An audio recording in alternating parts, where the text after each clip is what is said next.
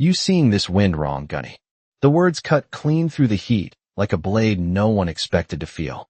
The range fell into a strange, suspended quiet, broken only by the distant metallic clang of another missed shot echoing across the desert. The target sat out there at 1,700 yards, a dull steel silhouette shimmering in the afternoon haze, untouched, unmoved, undefeated. 3 shots, 3 misses. And these weren't recruits. These were Force Recon snipers, the kind of Marines who trusted numbers, trusted data, trusted machines more than anything their eyes could tell them. Gunnery Sergeant Kyle Mercer stood rigid at the firing line, jaw tight, arms crossed over his chest, watching another Marine cycle his bolt with growing frustration. The digital wind meters clipped to their kits flickered with conflicting readings. Tablets displayed clean ballistic solutions. Everything said the shot should land. Everything was wrong. The desert air wavered in layers, heat rising off the cracked earth in visible currents, bending light, bending truth. And just behind the line, standing as if he had always been there, was the old man. He didn't wear a uniform. No rank. No insignia. Just worn denim, a faded green jacket, and eyes that weren't looking at the target at all. He was watching the space between. Lance Corporal Ethan Brooks noticed him first. Not because he moved, but because he didn't. While everyone else adjusted scopes, recalibrated gear, or muttered under their breath, the old man remained completely still, his gaze fixed on the flags, the dust, the subtle ripple of air that no machine could quite capture. Mercer turned, irritation already simmering from failure. His voice came sharp, controlled, edged with authority that expected obedience. "This is a live fire range, sir. You're in a restricted zone." The old man didn't answer right away. His eyes shifted slightly, tracking a swirl of heat lifting off a cluster of rocks halfway downrange. Then he spoke, calm, steady, almost quiet enough to be ignored. "You're solving one problem," he said, "but the bullet's flying through 3. A few of the younger Marines exchanged glances. Mercer didn't. He took a step forward, boots crunching hard against gravel, dismissing the comment before it had a chance to land. "We've got state-of-the-art systems for that," he replied, gesturing toward the equipment. "We don't guess. We calculate." A faint smile ghosted across the old man's face, not amused, not mocking, just knowing. Behind them, another shot rang out. Another miss. The steel plate remained silent. The air felt heavier now, like the range itself was holding its breath. Brooks swallowed, eyes flicking between the old man and the mirage dancing across his scope. Something didn't add up. The numbers were clean. The results weren't. And the longer the old man stood there, watching the invisible instead of the obvious, the more it felt like he wasn't out of place at all. It felt like everyone else was. Mercer exhaled slowly through his nose, the kind of controlled breath that barely held back irritation, and turned away from the old man as if the conversation had already ended, but the range refused to move on with him. The tension lingered in the air like heat trapped above the ground, warping everything just enough to make certainty unreliable. And as another Marine adjusted his scope and recalculated his solution, the numbers on his screen glowed clean and confident while the world in front of him bent and shifted in ways no algorithm could reconcile. The shot broke again, and once more the steel silhouette remained untouched, no sound, no confirmation, just the hollow echo of failure stretching across the distance. Brooks lowered his spotting scope slightly, his brow tightening as he watched the mirage ripple in layers, not one steady flow, but several currents sliding over each other, subtle, almost invisible unless you stopped trusting the tools long enough to actually look. He glanced back at the old man who had not moved an inch, his posture relaxed but precise, like someone who had spent a lifetime standing exactly where he needed to be. Mercer's voice cut in again, sharper now, directed at his team, but meant for the outsider as well. "Adjust for crosswind at 8 miles per hour. Hold 2 clicks left." The Marine on the rifle nodded, dialed, breathed, squeezed. The shot cracked through the heat, and for a split second everyone leaned forward, waiting, hoping. But the result was the same. Nothing. The target did not react. Mercer's jaw flexed, a flicker of disbelief breaking through his discipline. Because the math was right. It had to be right. And yet the desert kept proving him wrong. Behind him the old man finally shifted. Just a slight turn of his head, his eyes following a swirl of dust that lifted off a patch of sun-baked earth about 1,000 yards out before curling back down in a direction that contradicted every flag on the line. "That one is lying to you," he said quietly, not raising his voice, not needing to. Brooks felt it more than he heard it, the words settling somewhere deeper than logic. Mercer turned again, this time slower, measuring the man with a look that was no longer just annoyance but challenge. "You got a better solution?" he asked, the tone edged with something colder now, something testing. The old man's gaze moved from the distant air back to Mercer, steady, unbothered. "You are reading what the wind is doing here," he said, tapping lightly with one finger against the ground near the firing line. "And what it is doing there?" His hand lifted slightly, indicating the distant flags. "But you are missing what it is doing in between." A faint breeze passed through at that moment, barely enough to stir the fabric of a sleeve, but enough to shift the shimmer in the air into a new pattern, layered, complex, alive.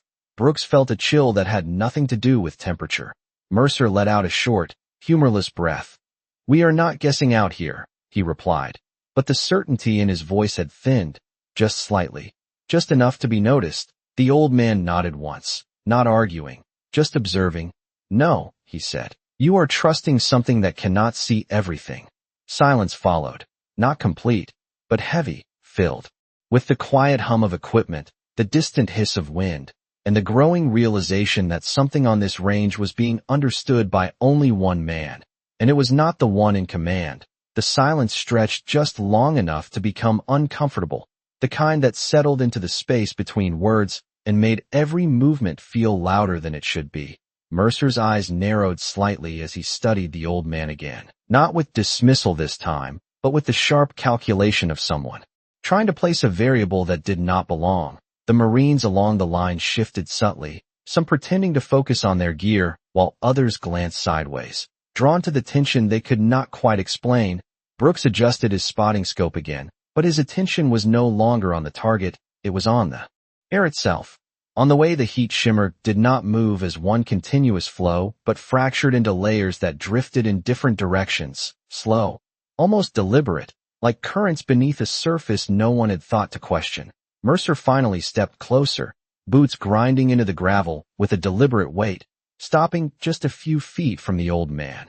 "You keep talking like you know something we do not," he said, his voice lower now, controlled, but edged with challenge. "So either you say it clear, or you step off my range." The old man did not react to the tone, his gaze lifting briefly to meet Mercer's before returning to the distance, as if the answer was not in the man but in the space beyond him. "You are chasing a number," he said, "but the air does not care about your numbers." A faint gust moved through at that moment, lifting a thin veil of dust that twisted midair before settling in a direction that contradicted every flag posted along the line. Brooks saw it clearly now, the inconsistency, the lie hidden in plain sight.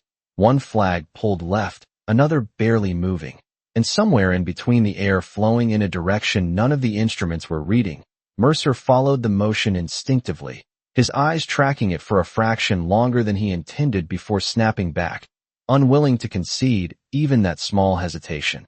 "We have the best equipment in the Corps," he replied, the words firm but lacking the absolute certainty they carried. "Earlier, and it is telling us exactly what we need." The old man gave a slight nod, not in agreement, but in acknowledgement of the belief itself. "That is the problem," he said quietly. "It is telling you what it can see." Another Marine on the line shifted, lowering his rifle slightly, uncertainty creeping into his posture, the confidence that had defined the team beginning to erode under something far more difficult to confront than failure, the possibility that they were missing something fundamental. Mercer's patience thinned, not because of disrespect, but because the situation no longer made sense, and confusion was something he had never tolerated well. "All right," he said, his tone sharpening again as he stepped back and gestured toward the firing position. "You think you understand it better, then show me." The words hung in the air, heavier than any command he had given all day.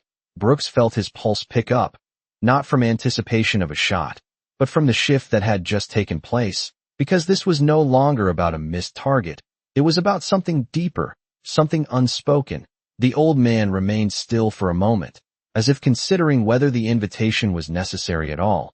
Then his eyes moved once more across the range, tracing the invisible currents with a quiet familiarity that felt almost out of place in a world driven by data and certainty. And when he finally took a step forward, it was not hurried, not hesitant, but precise, like someone who had done this before, long before any of them had ever picked up a rifle, and the range itself seemed to tighten around that movement, as if the desert was about to reveal something it had been holding back all along. The gravel shifted softly under his boots as he stepped into the firing position, not with the stiffness of someone entering a controlled lane, but with the quiet familiarity of someone returning to a place that had never really left him. Mercer watched closely now, arms no longer crossed, his posture subtly forward, as if unwilling to miss a single detail. The Marines along the line instinctively gave space without being told, a silent recognition that something had changed. The old man did not reach for any of the advanced rifles laid out on the bench, did not glance at the tablets or the glowing wind meters.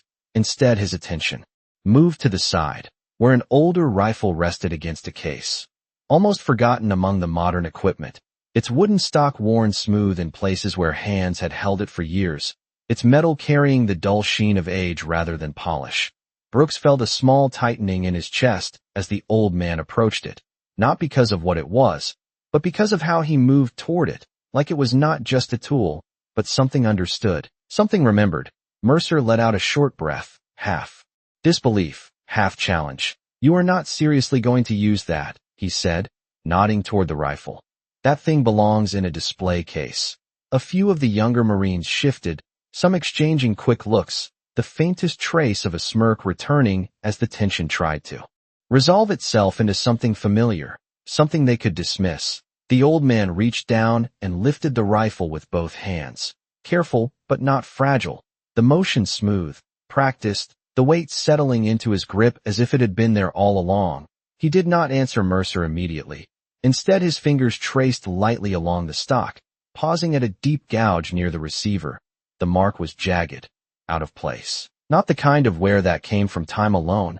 Mercer noticed it and stepped closer, curiosity edging out his skepticism for a moment. "What happened there?" he asked, more out of instinct than respect, his finger lifting as if to point directly at the mark, and as it hovered just inches away, the old man's hand closed gently over the spot, not defensive, not aggressive, just firm enough to stop the motion without force. "That is not yours to touch," he said quietly, the tone unchanged but carrying a weight that settled heavier than any raised voice could. Mercer froze for a fraction of a second, not from fear, but from something harder to define, something that made him pull his hand back without argument.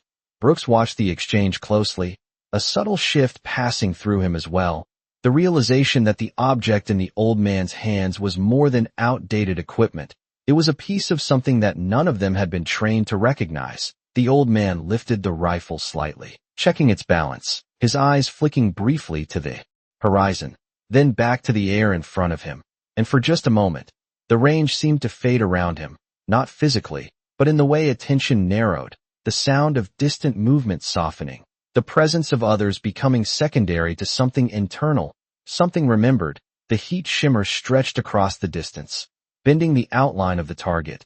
The flags continued their conflicting signals, and yet the old man did not look confused. He looked certain, not of numbers, not of readings, but of something that existed between them. Mercer took a step back now, not conceding, but no longer interrupting, his eyes fixed on the rifle, on the man, on the situation that had slipped just far enough outside his control to demand observation instead of command.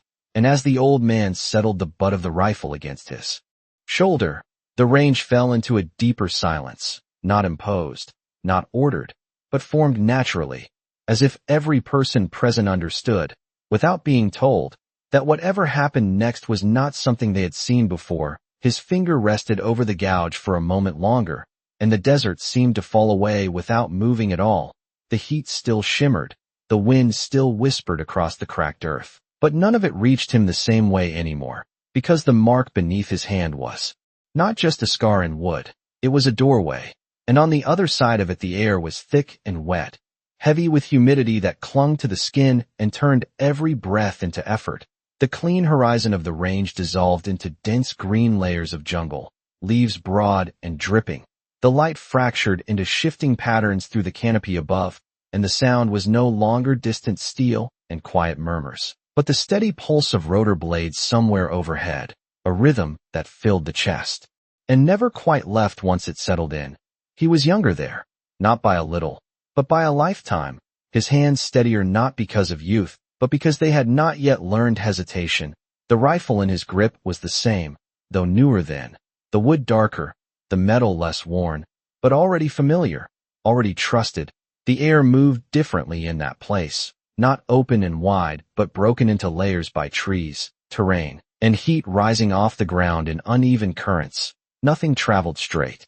Nothing behaved the way it was supposed to, and yet he had learned to read it, not by numbers, not by charts, but by watching, by feeling, by listening to the subtle shifts that others ignored because they were too small to measure.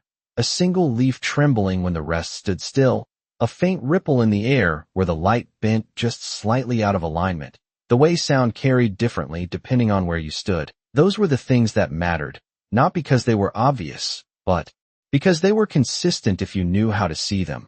He remembered lying still for what felt like hours, the world narrowed to a small window framed by the rifle, his breathing slow, controlled, matching the rhythm of something deeper than thought. There had been voices once. Instructions, expectations, but they had faded over time, replaced by something quieter, something more precise. The understanding that the shot was never just about the target. It was about everything between, every inch of air, every shift in temperature, every invisible current that could carry the bullet away from where it was meant to go. And when the moment came, it had not felt like a decision. It had felt like alignment, like everything in the world had briefly agreed on a single direction. The trigger had moved almost on its own, not forced, not rushed, just released, and the result had followed as naturally as breath, not dramatic, not loud, just certain. The memory held there for a fraction longer before the jungle receded, the humidity lifting, the sound of rotors fading into the dry whisper of desert wind, and he was back on the range, the rifle still in his hands. The gouge still beneath his fingers, the Marines still watching, but something had shifted, not in him, but in the space around him, because the past had not stayed behind. It had come forward with him, carried in the way he stood, in the way he looked at the air, in the quiet certainty that did not need explanation. Brooks felt it before he understood it, a weight in the silence that made every movement feel deliberate. Mercer saw it too, though he could not name it. The difference between someone who had learned from instruction and someone who had learned from experience written over years that no system could replicate. The old man adjusted his stance slightly, not correcting, not preparing in the way they had been taught, but settling into something that had never left him, his eyes narrowing just enough to focus, not on the target, but on the space between. And for the first time that day, it felt like the air itself was being understood instead of fought. The rifle settled into his shoulder as naturally as breath, not forced into position, but resting where it had always belonged, his cheek lowering against the worn stock with a familiarity that did not need adjustment, his left hand supporting the weight with just enough pressure to steady without controlling. And for a moment he did nothing, not because he hesitated, but because he was listening, not with his ears, but with something deeper. His eyes tracking the invisible pathways that twisted through the space between him and the target. The mirage no longer a distortion but a map, layered, shifting, alive. Mercer watched closely now, no longer interrupting, no longer dismissing.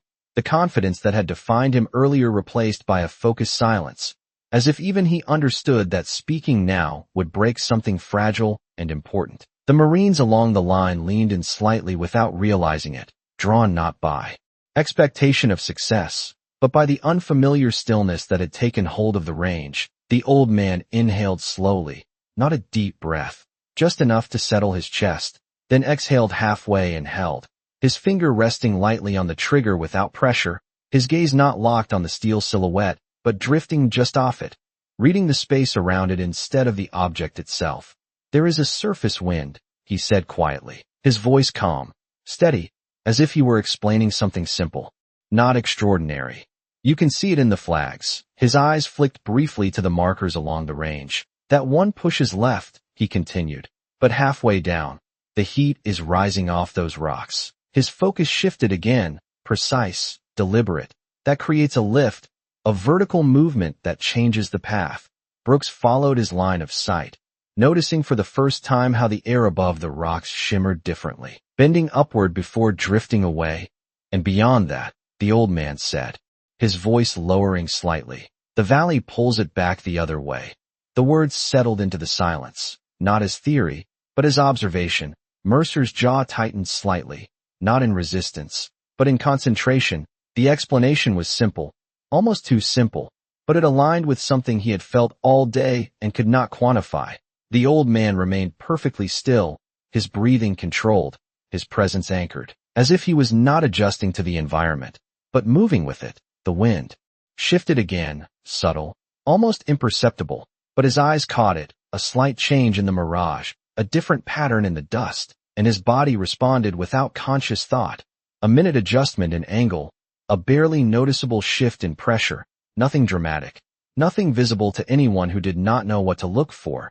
Brooks held his breath without realizing it. The entire line seemed to follow, not out of instruction, but instinct, because something about the moment demanded stillness, demanded attention. The old man's finger took up the slack on the trigger, not pulling, just removing the space, aligning intention with action, and for a fraction of a second, everything on the range seemed to synchronize, the wind, the heat, the distance, the quiet, all settling into a single point of balance. And then the shot broke, not loud, not violent, just a clean, controlled release that cut through the air with certainty. The recoil absorbed without disruption, the rifle returning to stillness as if it had never moved. And in the seconds that followed, no one spoke, no one moved, because they were not watching the rifle anymore. They were watching the distance, waiting for something they had failed to achieve all day, waiting to see if the air itself had finally been understood. The sound arrived a fraction of a second later. A sharp metallic ring carried back across 1,700 yards of open air, clean and unmistakable, the kind of sound that did not need confirmation because it left no room for doubt. Brooks felt it before he fully processed it, a tightening in his chest releasing all at once as his eyes snapped to the target. The steel plate trembled slightly, catching the light in a way it had not all day, and for a moment no one reacted, not because they were unsure of what they had seen, but because the result did not fit into anything they had prepared themselves to expect. Mercer stood completely still, his eyes locked on the distant silhouette, his mind moving through calculations that no longer mattered. The data, the readings, the adjustments, all of it had led nowhere, and yet the single shot that ignored them had landed with absolute precision. One of the Marines exhaled softly, the sound barely audible, but enough to break the stillness just slightly.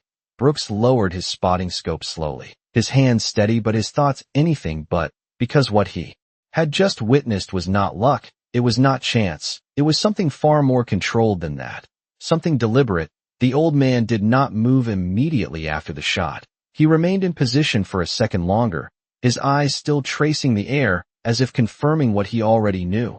Then he eased back, the rifle lowering without ceremony, without acknowledgement. As if the result had been expected all along. Mercer finally stepped forward, not with authority this time, but with a measured pace that carried something unfamiliar, something closer to caution than command. He stopped a few feet away, his gaze shifting from the target back to the man, searching for something to anchor what had just happened. "That was a good shot," he said, the words sounding smaller than he intended. Stripped of their usual certainty, the old man gave a slight nod, not in agreement, but in recognition. "It was the only shot," he replied quietly. Brooks felt that phrase settled differently, not as confidence, but as clarity, because it implied something they had missed entirely, that there had not been multiple solutions, not multiple adjustments, just one correct understanding of the space between. Mercer's eyes narrowed slightly, not in skepticism, but in concentration. "You adjusted for 3 layers," he said, more to himself than to the man. The old man did not respond immediately, his gaze drifting once more across the range, following the same invisible paths as before. "I did not adjust," he said finally. "I followed them." The distinction hung in the air, subtle but significant, and for the first time that day, Mercer did not have an immediate reply, because the difference between forcing a solution and understanding it was something no training module had ever fully explained. Brooks felt it too. The shift from control to awareness, from calculation to perception, and it changed the way he looked at the range, at the flags, at the heat rising off the ground. Because suddenly they were not indicators to be processed, they were signals to be read. The old man stepped back from the firing line then, not waiting for acknowledgement, not expecting reaction, simply moving as if his part in the moment was complete, the rifle still resting easily in his hands. Mercer watched him go for a second, the weight of the situation settling in, deeper with each passing moment, because what had just happened was not a demonstration, it was a correction, and it had not come from rank or authority or technology, but from something older, something quieter, something that could not be issued or programmed. And as the Marines remained standing there, looking out at a target that had finally answered them, the realization began to take shape, slow, but undeniable, that the most important lesson of the day had not come from their equipment, but from the one man they had almost sent away. The range did not return to normal after the shot. It stayed suspended in that same quiet, as if the desert itself had decided to hold onto the moment just a little longer. Mercer remained where he stood, his eyes no longer fixed on the target but on the man who had already stepped away from the line. The shift in his posture subtle, but undeniable. The rigid certainty that had defined him earlier replaced by something more measured, more aware. Brooks felt it too. The change moving through the group without being spoken. Rifles lowered slightly, shoulders relaxed just enough to signal that something fundamental had shifted. The old man walked a few steps back from the firing position, not hurried, not waiting, simply returning to the place he had been standing before, as if the demonstration had not been for recognition but for correction. Mercer took another step forward, his voice quieter now, not lacking authority but no longer relying on it. "What is your name?" he asked, the question simple, direct, but carrying more weight than any command he had issued that day. The old man paused briefly, his back still partially turned, then answered without turning fully around. "Walker," he said, the single word settling into the air with a calm certainty. Mercer nodded slightly, committing it to memory, but before he could say anything else, a voice crackled through the radio clipped to one of the Marines near the equipment table, sharp, urgent, cutting through the stillness in a way that immediately drew attention. "Range control, confirm presence of civilian identified as Walker." The words came through with a tone that did not match routine communication. The Marine holding the radio hesitated for a fraction of a second before responding. Glancing toward Mercer for confirmation, Mercer gave a small nod, his focus narrowing again. The Marine keyed the mic. "Affirmative, one civilian on site." There was a brief pause. Then the response came back, lower, more controlled, but carrying an edge that tightened the atmosphere instantly. "Stand by. Do not remove him from the range." Brooks felt the words land harder than they should have. A subtle shift from curiosity to something closer to realization. Mercer's eyes flicked toward the old man again, then back to the radio, his expression tightening slightly as the situation began to unfold in a direction he had not anticipated. Seconds passed, stretching longer than they should have, until the distant hum of an approaching vehicle broke through the quiet, low at first, then growing steadily louder as it moved across the base toward the range. The Marines instinctively straightened, not out of habit alone, but because the tone of the radio call had already prepared them for something out of the ordinary. The vehicle came into view at the edge of the range, a dark command SUV moving with purpose rather than urgency, stopping just short of the firing line. The engine cut, and for a moment nothing happened. The door opened slowly, and Colonel James Whitaker stepped out, his presence immediate, not because of rank alone, but because of the way he carried it, composed, precise, and unmistakably focused. Mercer snapped to attention without thinking, the rest of the Marines following a heartbeat later, but Whitaker did not acknowledge them right away. His eyes moved past the formation, past the equipment, past the target in the distance, and settled directly on the old man standing quietly near the back of the line. And in that moment, the shift that had begun with a single shot reached its full weight, because the recognition in the colonel's expression was not curiosity, not confusion. It was something far more definitive, something that did not need explanation.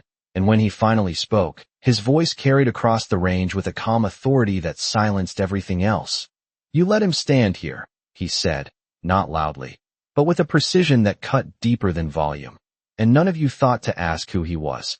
The words did not accuse, they revealed, and the silence that followed was heavier than anything that had come before, because now it was no longer about the shot. It was about what they had failed to see. The silence did not break after the colonel's words. It deepened, settling over the range like a weight that no one could shift. Mercer stood rigid, not from discipline this time, but from the realization forming behind his eyes, the kind that did not arrive all at once, but unfolded in layers, each one heavier than the last. Colonel Whitaker stepped forward slowly, his gaze never leaving the old man, the gravel crunching beneath his boots the only sound willing to interrupt the stillness. And when he stopped a few feet away, he did not address the formation.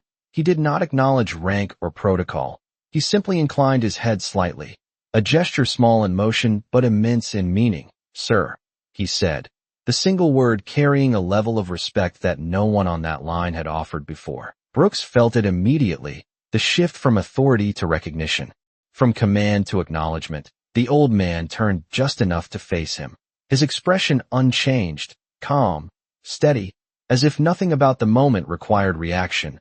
Whitaker studied him for a brief second, then glanced down at the rifle, his eyes pausing on the worn wood, on the deep gouge near the receiver, and something in his expression tightened, not in confusion, but in recognition. "I have not seen that rifle in a long time," he said quietly, almost to himself. The old man gave a faint nod.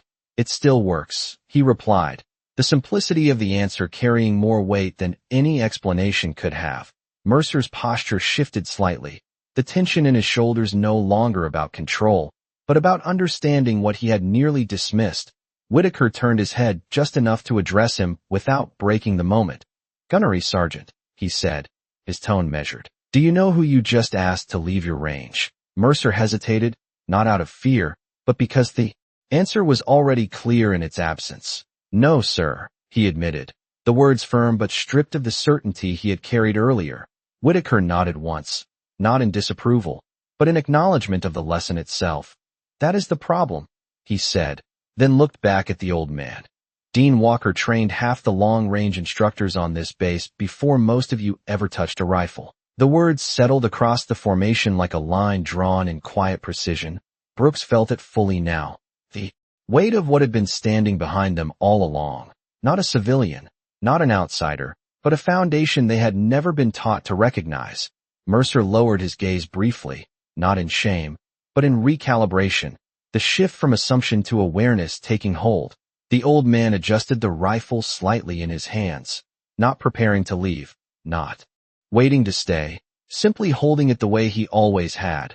Whitaker stepped back half a pace, giving space not out of necessity, but out of respect. "We rely on systems," he said, his voice steady, carrying just enough to reach everyone without needing to rise. "But systems only see what they are designed to see." His eyes moved across the Marines, then back to Walker. "Experience sees what cannot be measured." No one spoke, because nothing needed to be added. The lesson had already settled, deeper than any instruction could reach. Walker gave a small nod, not to the colonel, not to the formation, but to the range itself, as if acknowledging something completed. Then he turned and began to walk away. The same steady pace, the same quiet presence, no ceremony, no expectation, just departure. Brooks watched him go, the image imprinting itself in a way he knew would not fade. Mercer remained still for a moment longer, then slowly turned back toward the firing line, his eyes moving across the flags, the ground, the air, seeing them now not as data points, but as signals, as something to be understood rather than controlled. And in that quiet shift, the range changed, not in structure, not in distance, but in meaning, because for the first time that day, they were not trying to force the shot, they were learning to follow it. And as the wind moved once more across the desert, subtle and layered, it no longer felt like an obstacle. It felt like a language, one that had always been there, waiting for someone to listen. And in that silence, heavier than any command, the lesson remained, clear and unspoken, that respect is not demanded, It is recognized when understanding finally catches up to experience.